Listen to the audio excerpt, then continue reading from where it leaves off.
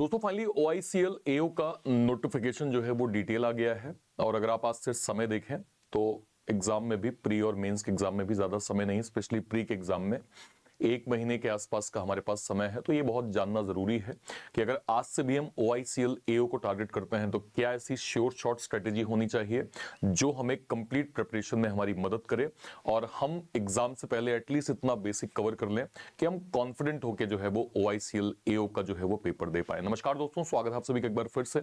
अगर आप इस चैनल पे नए हैं तो चैनल को सब्सक्राइब जरूर कर लीजिए, क्योंकि यहाँ पे ना केवल इंपॉर्टेंट इंफॉर्मेशन प्री से मेंस तक का कंप्लीट OICL AO का कवरेज वन स्टॉप सॉल्यूशन में रीजनिंग का प्रॉपर यहां मिलता है।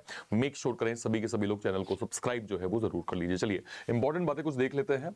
सबसे पहले अगर मैं देखूंगा तो 25 नवंबर को शॉर्ट नोटिफिकेशन आया, ठीक है। उसके बाद डिटेल नोटिफिकेशन आपको मालूम ही है, 1 से 15 तक लास्ट डेट है फॉर्म भरने की। जो है वो 10 जनवरी को प्री का एग्जाम है। मेंस का एग्जाम आप लोगों का 28 फरवरी का है। मतलब अगर आप 10 जनवरी को देखें और आज की डेट देखें, समतुल्य लगभग 30 से 35 दिन का हमारे पास समय है, ठीक है। ओके, बात कर लेते हैं फॉर्म फीस की। 250 रुपए ST SC PWD और बाकी सारी कैटेगरीज के लिए 1000, जिसमें जनरल OBC EWS सभी यहां पे आ जाएंगे, ठीक है। एज लिमिट की बात करें तो मिनिमम 21 साल यहां पे रखा गया है, मैक्स टू मैक्स 30 साल रखा गया है। उसमें भी थोड़ा सा रिलैक्सेशन है। SC ST में 5 साल, OBC में यहां पे 3 साल, पर्सन विथ बेंचमार्क डिसेबिलिटी 10 साल का यहां पर रिलैक्सेशन दिया गया है। इसके बाद अगर हम जाएंगे सैलरी की बात करें, नियर अराउंड अप्रोक्सीमेटली 85,000 का स्ट्रक्चर जो है वो ओवरऑल जो बनता है वो एक नंबर से यहां पे हम देख पा रहे हैं, ठीक है। ये भी एक ठीक ठीक डिसेंट नंबर है। सिलेबस की बात करें, प्री का जो एग्जाम पैटर्न है बिल्कुल बैंकिंग जैसे होता है। टोटल 100 क्वेश्चन 100 मार्क्स है ना। 35 क्वेश्चन और 35 आपको रीजनिंग और मैथ में मिलेंगे, और इंग्लिश में 30 क्वेश्चन 30 मार्क्स आपको यहां पे दिए जाएंगे, ठीक है। मेंस की बात कर लेते हैं तो English 40 question 40 marks, reasoning 45 question 45 marks, quant यहाँ पे 40 क्वेश्चन 40 मार्क्स, जीए के 40 क्वेश्चन 40 मार्क्स, कंप्यूटर नॉलेज का यहाँ पे 35 क्वेश्चन 35 मार्क्स। टोटल 200 क्वेश्चंस हैं, 200 मार्क्स हैं, 120 मिनट का आपको समय मिलेगा। इसके अलावा इंग्लिश लैंग्वेज का डिस्क्रिप्टिव जो क्या कहते हैं डिस्क्रिप्टिव जो है, ऐसे का जो है वो 20 मार्क्स का, और प्रिसाइज राइटिंग का यहाँ पे 10 मार्क्स का, 2 आपके क्वेश्चंस होंगे, 30 मार्क्स होंगे, 30 मिनट का आपको समय यहाँ पे दिया जाएगा, ठीक है।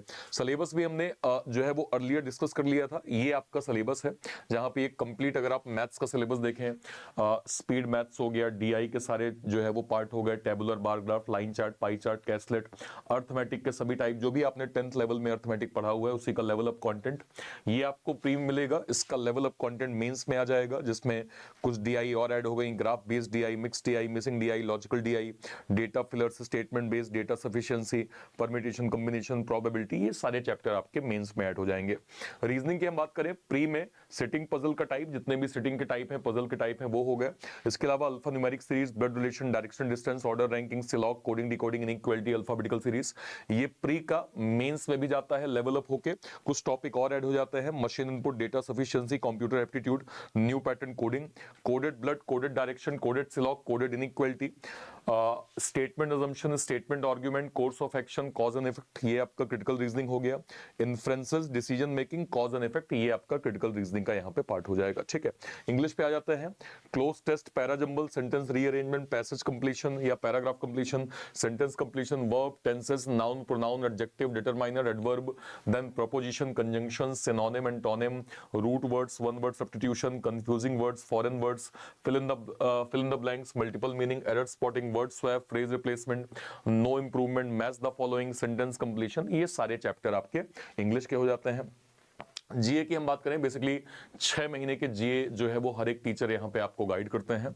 इसमें आपको क्या क्या जानना होता है, नेशनल और स्टेट्स के affair, economical, banking, business news, appointment, कहाँ क्या रेजिग्नेशन हुए हैं, summit, conferences, important days and events, MOU, merger acquisitions, India और वर्ल्ड की regulatory body, money market Bharat में कैसे काम करता है, भारत का बैंकिंग सिस्टम क्या है, बैंकिंग की टर्मिनोलॉजी क्या है। इसके अलावा अगर मैं थोड़ा सा स्टैटिक में जाऊंगा तो इंडिया के states for culture, countries, capital, currencies, national park, parks, wild life sanctuaries, है ना, सांसद, उनके संसदीय क्षेत्रों के बारे में आपको जानना होता है। कंप्यूटर की हम बात करें, computer generation, MS word, MS excel, PowerPoint, operating system, computer hardware और इसके रिगार्डिंग जो भी एब्रिविएशन होते हैं वो सभी आपको पढ़ना होता है। तो ये तो बेसिक हो गया सिलेबस की बात, ठीक है। अब बात करते हैं कि आपको इंपॉर्टेंट चीजें क्या क्या समझनी होंगी। देखिए, जब हम स्ट्रेटेजी की बात करते हैं तो आपको सभी जो है वो सब्जेक्ट, क्योंकि आपके पास टाइम ही 30 दिन का है, 30 दिन में आपको इंग्लिश के अंदर क्या करना है, देखिए कुछ मैंने मेंशन किया है। This section test candidates grammar and vocab skill, reading is important in this regard, so you should read the newspaper daily, especially the editorial. Whenever you are reading a newspaper, try to learn 10 new words daily. Note those words in a diary and throughout the day try to use them while speaking to remember for them for a long time. Go through grammatical concept and polish them. Then test your knowledge of concept by solving question on error detection, fill in the blanks. Start with easy question and move on to tougher one. मतलब सबसे पहले आपको vocab में काम करना होगा, vocab के साथ साथ आपको आरसी में काम करना होगा, क्योंकि ये दो चैप्टर आपके लिए बहुत इंपॉर्टेंट हो जाते हैं। इस पे तो आप काम कर ही रहे हैं, साथ में आपको ग्रामेटिकल पार्ट को स्ट्रॉन्ग करना होगा। बेसिक से आप पढ़ना स्टार्ट करिए, एक बार ग्रामेटिकल पार्ट आपका स्ट्रॉन्ग हो जाएगा तो इजी क्वेश्चन से प्रैक्टिस करना आप स्टार्ट करिए, क्योंकि अभी आपके पास टाइम है, टाइम मेंटेन कर लेंगे, चीजें आपके लिए बहुत अच्छी हो जाएंगी। इजी से चल के हम टफर वन में जाएंगे और डेडिकेट टाइम पे प्रैक्टिस करेंगे तो हमें इंग्लिश में काफी बेनिफिट मिलने वाला है। नेक्स्ट बात करते हैं रीजनिंग की। अब ये देखिए मेरा ही सब्जेक्ट है, क्या मेंशन किया है मैंने, पढ़ते हैं। The reasoning section tests your logical thinking skill. To make most of this section, you need to practice at least 10 puzzle of different kind, like floor-based linear sitting arrangement. Learn and implement the tricks and rule that used to solve puzzle and other reasoning topic with accuracy in less time. Make flashcard of those tricks and stick them near your study area to make sure you remember them by repeating them and seeing them on multiple times in a day. सबसे पहला मैंने इसमें mention किया है puzzle की बात। देखिए puzzle बहुत इंपॉर्टेंट है। अभी हालिया एसबीआई पीओ का पेपर हुआ था, उस एसबीआई पीओ के पेपर में 30 क्वेश्चन में से 25-26 नंबर तक पजल आई थी। मतलब एक कंप्लीट पेपर में 90% से ज्यादा जो है वो पजल पूछी गई। मतलब मैं आपसे ऐसे कह रहा हूं कि अगर 100 नंबर का पेपर होता तो केवल रीजनिंग का पेपर होता तो 90 नंबर केवल पजल आई। तो पजल आपको ज्यादा से ज्यादा फोकस करना। देखिए इसका एक वन स्टॉप सॉल्यूशन क्या है, आप इस चैनल को सबसे पहले सब्सक्राइब जरूर कर लीजिए। देखिए मैं अगर आपको यहां पे लाइव दिखा पाऊं, हम लोग अभी इस चैनल पे हैं, इस पे मैंने क्लिक किया और क्लिक करते ही मैं लाइव सेक्शन में गया। जैसे मैं लाइव पे जा रहा हूं मैं देख पा रहा हूं कि मल्टीपल एन नंबर ऑफ, देखिए आरआरबी क्लर्क का भी चल रहा है, आरआरबी क्लर्क का पेपर, देन पजल, फिर पजल, फिर पजल, फिर यहाँ पे पेपर, एक बार फिर पजल, ठीक है। अगेन अगर मैं जाऊंगा तो वंस अगेन मैंने यहाँ पे पजल, मतलब मैं भर भर के पजल जो है वो कवर करता हूं। जिस भी एग्जाम को आप टारगेट कर रहे हैं मेक श्योर करें सभी के सभी लोग चैनल को सब्सक्राइब जरूर कर लीजिएगा। ऑथेंटिक कंटेंट आपको OICL AO के रिगार्डिंग यहाँ पे प्रॉपर जो है वो डेडिकेट करके दिया जाएगा, ठीक है। ओके नेक्स्ट पे आइए, क्वांट की बात करते हैं। Quant part of the exam will test your calculation skill. To master it, you should practice a single type of question multiple times to master the concept. Another important thing is to revise formula of average, CISI, profit loss and percentage ratio conversion. You can make a chart and stick that chart on your desk. Use it while solving question. Give as many sectional and mock tests as possible to experience the real life environment and learn to cope up with the pressure that comes with it. देखिए मैं आपसे क्या कह रहा हूं, आपको quant के अंदर सबसे पहले कैलकुलेशन स्पीड को आपको बेहतर करना होगा, ठीक है, क्योंकि ये प्री में भी काम आएगा, मेंस में भी काम आएगा। अर्थमेटिक के जो चैप्टर्स हैं ये आपके प्री में भी काम आते हैं, आपके डीआई बनाने में काम आते हैं। तो अर्थमेटिक के इंपॉर्टेंट चैप्टर्स अभी मैं आपको आगे दिखाऊंगा कि मोस्ट इंपॉर्टेंट चैप्टर्स कौन कौन है, और आपको डीआई को फोकस करना है। ये 3 ऐसे सेक्शन है और इसके इंपॉर्टेंट कॉन्सेप्ट अगर आप समझ जाएंगे तो शायद आपको क्वांट में काफी हेल्प मिलेगी। देखिए जब मैं इंपॉर्टेंट चैप्टर्स की बात करता हूं तो क्या क्या है, रीजनिंग के अंदर सेटिंग पजल मैंने आपको बताई दिया, इनइक्वालिटी, ब्लड रिलेशन, डायरेक्शन, है ना, ये आपके इतने चैप्टर हो गए, कोडिंग, डिकोडिंग और सिलॉग, ठीक है। अब बात कर लेते हैं क्वांट के अंदर simplification, approximation, ratio, proportion, profit loss, DI, percentage, averages, SICI, time, speed and distance, और ये प्रॉफिट लॉस भी इधर ही जाएगा। इंग्लिश की बात कर लेते हैं, पार्ट ऑफ स्पीच जिसमें noun, pronoun, adverb, adjective, verb, preposition, conjunction, interjection, then error detection, cloze test, phrasal verbs, antonym synonym, RC, sentence completion, parajumble, fillers, cloze test, ये आपका इंग्लिश का पार्ट हो गया। तो ये कुछ एक ऐसे सेक्शन है जिनको आपको डेप्थ कवर करना है। देखिए पजल सेटिंग मैंने आपको बता ही दिया, वेटेज कितना ज्यादा आ रहा है, इनइक्वालिटी, ब्लड डायरेक्शन, कोडिंग, सिलॉग और रैंक वाली पजल, ये एक ऐसे चैप्टर्स है जो आपको मैक्सिमम मार्क्स दिलवाएंगे फेज 1 के अंदर। पहला हमारा टारगेट क्या है कि हमें फेज 1 को जो है वो इंप्लीमेंट करना है, फेज 1 हमारा अच्छे से क्लियर होगा तो हम फिर फेज 2 को भी यहां पे, क्योंकि उसके बाद टाइम हमें काफी मिल जाएगा। ठीक है, आपको ये समझना पड़ेगा कि अगले जो 30 से 35 दिन है उसमें आप कोशिश करें कि इंग्लिश को लगभग 1.5 घंटे, रीजनिंग को लगभग 2 घंटे, क्वांट को लगभग 2 घंटे और मॉक टेस्ट और इसकी एनालिसिस को भी लगभग आपको 2 घंटे दीजिए। मतलब मिनिमम 2, 4, 6, 7 मैं आपसे नहीं कह रहा हूं, लेकिन 5 से 6 घंटे आपको मिनिमम तो देना ही पड़ेगा। OICL AO में आपका कंपटीशन एक नॉर्मल स्टूडेंट नहीं है, एक SBI के अंदर क्लरिकल लेवल पे बच्चा बैठा जॉब कर रहा है वो भी OICL AO को देगा, एक IBPS के अंदर PO में बैठा एक बच्चा है वो भी OICL AO को देगा, एक RRB का PO का अधिकारी है, स्केल 1 का अधिकारी है, वो बैंक पे बैठा हुआ है वो भी OICL AO को देगा। तो कि इंश्योरेंस की वैकेंसी थोड़ा सा क्या होता है एक प्रकार से मैं कहूं तो अट्रैक्टिव होती है in terms of work life balance, veg revision, कई सारे ऐसी टर्म्स होते हैं। अगर मैं कहूं लेस कस्टमर इंटरेक्शन, ऐसा नहीं है कि काम नहीं करना है, लेकिन एज कंपेयर टू बैंकिंग थोड़ा सा यहाँ पे हमें दिखता है कि बेनिफिट होता है, इसलिए यहाँ पे कंपटीशन आपका ज्यादा होगा। तो मैं आपको बिल्कुल कहूंगा कि आपको कम से कम 4 से 5 घंटे अपनी स्टडी में इन्वेस्ट करना चाहिए। ये इन्वेस्टमेंट इसलिए जरूरी है क्योंकि समय आपके पास कम है। अगर आप रिपीटर है, मान लीजिए आपका बेसिक सिलेबस, क्योंकि देखिए सिलेबस तो सेम ही है, जो आपने बैंक के लिए, बैंक PO के लिए, बैंक क्लर्क के लिए आपने तैयारी करी है वही आपको OICL AO में काम आएगा। तो आप ये कहते हैं कि आपके पास आपने जो है वो कंप्लीट सिलेबस एक बार जो है वो पढ़ लिया, तो आपको ज्यादा फोकस मॉक टेस्ट पे करना है। पर अगर आप सिस्टमैटिक अभी पढ़ रहे हैं तो आपको जो है वो इन्वेस्ट इतना टाइम तो जो है वो बेसिकली करना पड़ेगा। ठीक है, इसके बाद हमें ये जानना जरूरी है कि हमें कौन से क्वेश्चन को पिक करना है या कौन से क्वेश्चन को स्किप करना है। ये आपका एक टैलेंट होता है और ये कब होता है, जब आप प्रैक्टिस कर लेते हैं। देखिए मैं आपसे हमेशा एक चीज कहता हूं, मैं आपको सिंपल समझाता हूं। मान लीजिए मैं मॉक दे रहा हूं, ठीक है, और लेट सपोज OICL का मॉक दे रहा हूं और मेरे कंसिस्टेंट नंबर, कभी मेरे नंबर जो है वो लेट सपोज मैं कहूं कि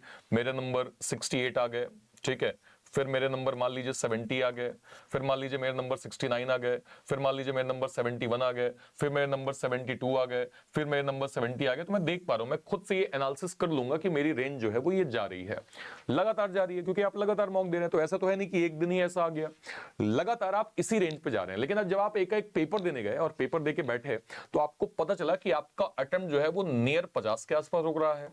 तो क्या आपने कुछ गड़बड़ की? क्या कुछ पढ़ाई में कुछ गड़बड़ है? नहीं, पढ़ाई में गड़बड़ नहीं है। क्या है? पेपर का लेवल अप आ गया है, पेपर का लेवल अप आ गया है। जो आपकी एक्यूरेसी अभी मेंटेन हो रही थी वो लेवल अप होने के कारण क्या हो गया कि आपकी जो है वो अटेम्प्ट कम हो गया। जब कभी अटेम्प्ट कम हो और आप सडन इसको रियलाइज करें, सबसे पहले फोकस करें आप एक्यूरेसी में।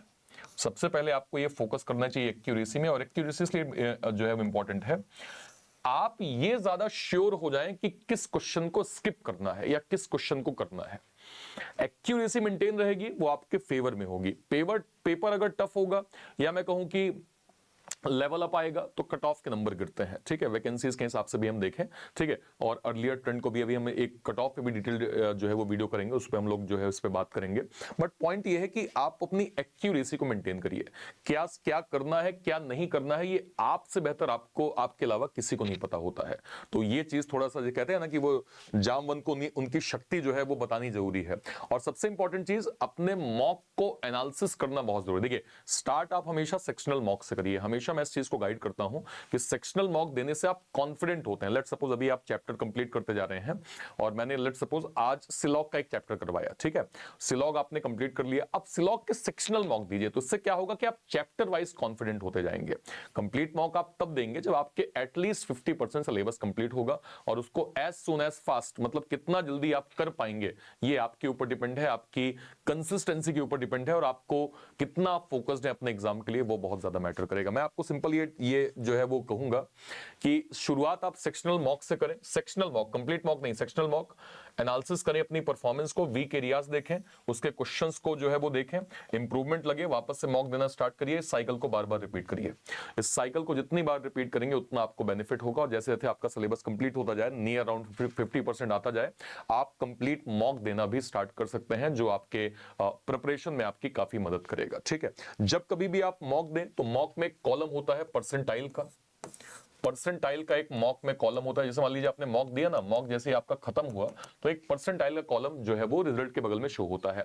ऑलवेज कोशिश करें कि वो परसेंटाइल का कॉलम आपका 80 प्लस जरूर हो, 80 प्लस जरूर हो। 80 प्लस होगा तो वो शो करता है कि आप एक्यूरेट है, कंसिस्टेंट है, आपको पता है पेपर की अप्रोच कैसे, आपको पता है कि क्या आपको करना है क्या नहीं करना है। तो परसेंटाइल कॉलम ऑलवेज 80 के ऊपर रखिए। अगर आप 80 से कम जाते हैं तो ये एक अलार्मिंग सिचुएशन, भाई 80 से कम तो नहीं होना चाहिए, 80 से कम आइडियली नहीं होना चाहिए, एक खराब सिचुएशन, इसको सही सिचुएशन नहीं कहेंगे। और अगर आपके नंबर 70 से भी कम आते हैं तब तो भाई बहुत बड़ा एक मैं कहूं तो अलार्मिंग है, फिर तो आपको काफी मेहनत करने की आवश्यकता होगी। इसलिए मेक श्योर करें कि आप परसेंटाइल कॉलम को 80 प्लस रखिए। अब बहुत सारे बच्चों का ये सवाल है कि सर मेरे पास समय कम है, मैं OICL करना चाहता हूं, लेकिन मैं चाहता हूं कि मुझे कोई प्रॉपर गाइडेंस प्रोवाइड कर दे। देखिए अभी आप क्या कर रहे होंगे, दुनिया भर से कंटेंट खोज रहे होंगे, दुनिया भर के यूट्यूब चैनल को देख रहे होंगे, कहीं गूगल में सर्च कर रहे होंगे आपको कंटेंट मिल जाए। इससे क्या होगा कि आपको रेलेवेंट कंटेंट मिले ना मिले, आपका टाइम जरूर वेस्ट होगा और समय आपके पास कम है। तो जहां पे आप टाइम वेस्ट कर रहे हैं वहां पे एक आइडियल बच्चा जिसको सब पता है कि भाई समय की मूल्यता भी कितनी जरूरी है, वो क्या करेगा, सिस्टमैटिक स्टडी जो है वो करना स्टार्ट कर देगा। जहां पे आप दुनिया भर में कंटेंट खोज रहे होंगे, दुनिया भर के टीचर्स को फॉलो करने की कोशिश कर रहे होंगे, वहां पे वो सिस्टमैटिक पढ़ना स्टार्ट कर देगा। इसी को ध्यान में रखते हुए हमने लॉन्च किया है OICL AO का डेडिकेटेड चैंपियंस बैच। ये बैच क्या है सर, इस बैच के माध्यम से हम कंप्लीट स्टडी जो है वो कर रहे हैं OICL AO के रिगार्डिंग। कंप्लीट आपको क्लासेस मिल रही हैं, कंटेंट मिल रहा है, PDF मिल रहा है, स्टडी मटेरियल मिल जाएगा, आपको मॉक टेस्ट भी यहाँ पे आप देख रहे हैं आपको मिल जाएगा, और सबसे इंपॉर्टेंट चीज बहुत डिसेंट प्राइसिंग में हमने इसको रखा है ताकि हर एक बच्चा अवेल कर ले। हमारा पहला उद्देश्य ये है कि हम एक ऐसी प्राइसिंग रखें जो हर बच्चे के लिए सूटेबल हो और हर बच्चा इसको अफोर्ड करके अपनी स्टडी बिल्कुल स्क्रैच से जो है वो कर पाए। ये आपका OICL AO का डेडिकेटेड जो है वो क्या कहते हैं बैच है, जहां से आप अपनी स्टडी OICL AO की प्रॉपर कर सकते हैं। कई बच्चे मुझे कहते हैं कि सर मुझे ना केवल रीजनिंग पढ़ना है, तो रीजनिंग के लिए सर हमने हमारा डेडिकेटेड रीजनिंग नायक सब्सक्रिप्शन है। इस रीजनिंग नायक सब्सक्रिप्शन के अंदर आपको सब कुछ मिल जाएगा। मेरे सारे बड़े बैचेस, जितने बड़े बैचेस मेरे बनते जाते हैं वो सब रीजनिंग नायक सब्सक्रिप्शन के अंदर मिलता है, जो आपको 1 साल के लिए बहुत डिसेंट प्राइसिंग में अवेल कर सकते हैं आप। और अगर आप चाहते हैं कि दोनों को एक सिंगल प्लेटफॉर्म पे आप अवेल कर लें तो बैंक महानायक है। बैंक महानायक क्या होता है सर, एग्जाम ट्यून के अंदर जितने भी बैचेस, जो भी बैचेस जैसे भी मैं लॉन्च करता हूं वो सब आपको जो है वो बैंक महानायक के अंदर प्रॉपर मिल जाता है, जो 1 साल के लिए आपको मिलता है 1599 में। इसको आप अवेल करके 1 साल तक बैंक महानायक के अंदर जितने बैचेस होंगे वो सब आप अवेल कर सकते हैं। कहां से आप अवेल कर पाएंगे सर, एक तो ये जो क्लास चल रही है, या तो आप इसी क्लास के डिस्क्रिप्शन बॉक्स में जाइए, या फिर मान लीजिए मैं ये अर्पित सर रीजनिंग में गया, इसमें लाइव सेक्शन में क्लिक किया मैंने, ठीक है, तो लाइव सेक्शन में क्लिक करके जैसे मान लीजिए ये वाला वीडियो है ना, ये RRB कलर का, मैंने जैसे क्लिक किया, इसके डिस्क्रिप्शन बॉक्स में आप नीचे की साइड जाएंगे तो आपको सारे बैचेस में सेकंड नंबर का बैच, आपको OICL AO का बैच मिल जाएगा। आपने इस पे क्लिक किया, क्लिक करके आप इसको प्रॉपर जो है वो अवेल कर सकते हैं, ये आपको हेल्पफुल होगा। इसके अलावा आप चाहें तो आप बैंक महानायक को अवेल कर सकते हैं, ये आपके लिए हेल्पफुल होगा, इसमें सारे बैचेस आपको जो है वो कवर अप मिलेंगे। या फिर आप यहाँ पे जाएंगे तो आपको रीजनिंग नायक का सब्सक्रिप्शन मिल जाएगा, यहाँ पे आप इसको अवेल कर सकते हैं। तो सारी चीजें हमने आपको बता दी हैं जो कि आपके लिए हेल्पफुल है। टाइम कम बचा है, मेक श्योर करें कि फोकस करना अभी से स्टार्ट करें, क्योंकि सिलेक्शन आपको लेना है। अगला बच्चा पढ़ना स्टार्ट कर दिया, डेडिकेटेड करना स्टार्ट कर दिया और फोकस्ड होके पढ़ रहा है। आप डिसाइड कर लीजिए कि आपको अपनी स्टडी किस तरह से करनी है। बाकी एग्जाम ट्यून ने सब कुछ आपको जो है वो दे दिया है। कोई भी डाउट होता है वीडियो के कमेंट सेक्शन में अपनी बात आप जरूर रखिएगा। टिल देन, तब तक के लिए जय हिंद, जय भारत, थैंक यू।